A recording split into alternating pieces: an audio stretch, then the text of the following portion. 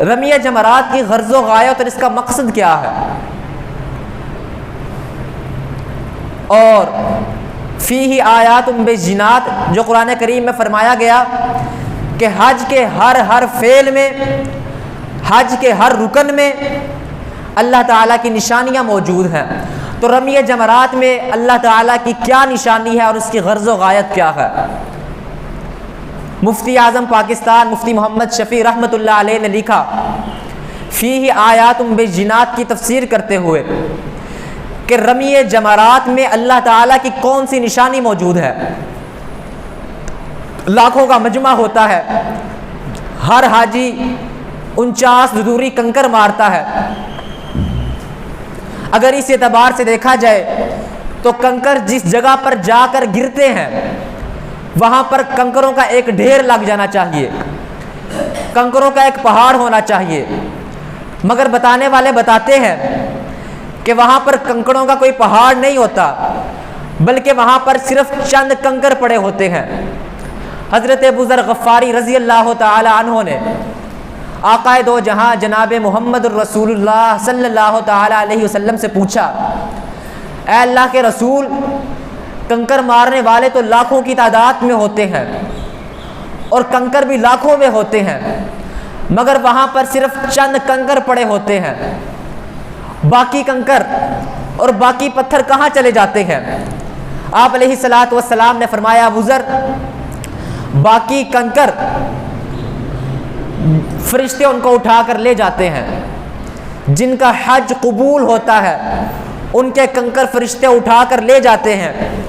جن کا حج مردود ہوتا ہے ان کے کنکر وہیں پر پڑے رہتے ہیں۔ اس میں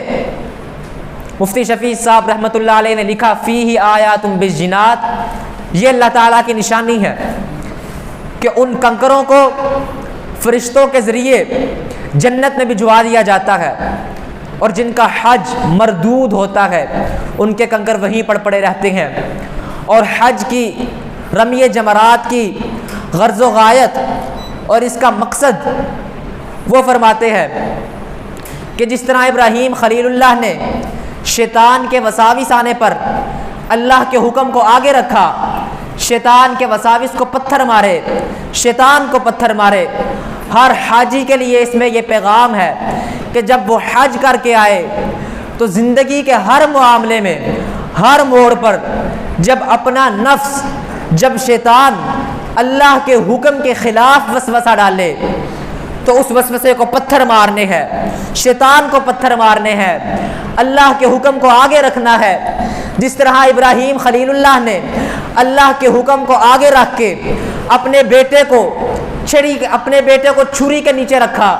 ہر حاجی کے لیے اس میں یہ پیغام ہے، اور اس لیے لازم قرار دیا گیا ہے کہ زندگی کے کسی بھی موڑ پر جب اللہ کا حکم آئے گا، اس کے خلاف نفس کا حکم آئے گا، اس کے خلاف شیطان کا حکم آئے گا، اس کے خلاف کنبہ برادری قبیلے کا حکم آئے گا،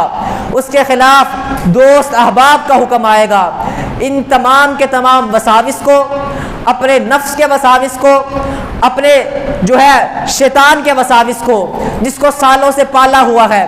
ان وساوس کو پیچھے چھوڑنا ہے، خدا کے حکم کو آگے رکھنا ہے، اپنے کنبے کو، اپنے قبیلے کو اور اپنی برادری کو، اپنے دوست احباب کو جو شریعت کے خلاف حکم ہوگا اس کو پیچھے چھوڑنا ہے، خدا کے حکم کو آگے رکھنا ہے۔ یہی رمی جمرات کا پیغام ہے اور یہی حج کا پیغام ہے، اور اسی لیے رمی جمرات کو لازم قرار دیا گیا ہے۔ یاد رکھیے، علماء کرام نے لکھا فیہ آیات بینات کے ضمن میں کہ جو شخص حج کر کے آیا وہاں پر تو وہ علامتی طور پر پتھر مار آیا، اس نے حج کے جسم کو حاصل کر لیا، لیکن یہاں پہ آ کر جب کوئی حکم آیا، خوشی غمی کا موقع آیا، اس نے پھر وہی نفس کو آگے رکھا، شیطان کو آگے رکھا۔ ابراہیم خلیل اللہ کی طرح شیطان کو پتھر نہیں مارے، اپنے وساوس کو پتھر نہیں مارے، اوہام و خیالات کو پتھر نہیں مارے۔ علماء کرام نے لکھا اس نے حج کا جسم حاصل کر لیا، حج کی روح حاصل نہیں کی، کیونکہ وہاں جا کر رمی جمرات کو پتھر مارنا بظاہر اس کا کوئی مقصد نظر نہیں آتا. اس کا مقصد صرف یہ ہے کہ حج سے واپسی آ کر اپنی زندگی کے تمام معاملات میں ان وساوس کو پتھر مارنے ہیں, شیطان کو پتھر مارنے ہیں, خوشی غمی کے موقع پر خدا کے حکم کو آگے رکھنا ہے, شیطان کے حکم کو پیچھے رکھنا ہے, بلکہ شیطان کے حکم کو بالکل چھوڑ دینا ہے. یہی حج کا پیغام ہے اور یہی رمی جمرات کا پیغام ہے. آخر میں صرف ایک بات, فیہ آیات بینات کے ضمن میں جو مفسرین نے اکرام نے لکھی, فرمایا مفتی اعظم لکھتے ہیں کہ بعض لوگوں کا یہ خیال ہوتا ہے, بعض لوگ یہ سوچتے ہیں کہ ہم بے بس ہیں, ہم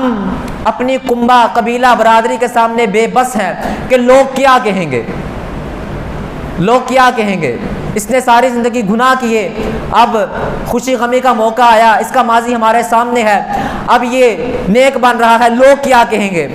مفتی صاحب لکھتے ہیں کہ اگر یہ بات ہوتی کہ لوگ کیا کہیں گے تو اسلام دنیا میں نہ پھیلتا. قبیلہ کیا کہے گا, برادری کیا کہے گی, اسلام کبھی بھی دنیا میں نہ پھیلتا. کیونکہ فرعون کی چوٹی پر جب پیارے پیغمبر جناب محمد الرسول اللہ صلی اللہ تعالیٰ علیہ وسلم نے قولوا لا الہ الا اللہ تفلحون کا نعرہ بلند کیا تو سب سے پہلے جس نے پتھر اٹھایا وہ آپ کا چچا تھا. اگر آپ رک جاتے کہ لوگ کیا کہیں گے, قبیلہ کیا کہے گا, چچا کیا کہے گا, تو اسلام دنیا میں نہ پھیلتا. لہٰذا قبیلہ اور برادری کے حکم کو پیچھے چھوڑنا ہے, خدا کے حکم کو آگے رکھنا ہے. یہی اسلام کا پیغام ہے اور یہی رمی جمرات کا پیغام ہے, یہی حج کا پیغام ہے.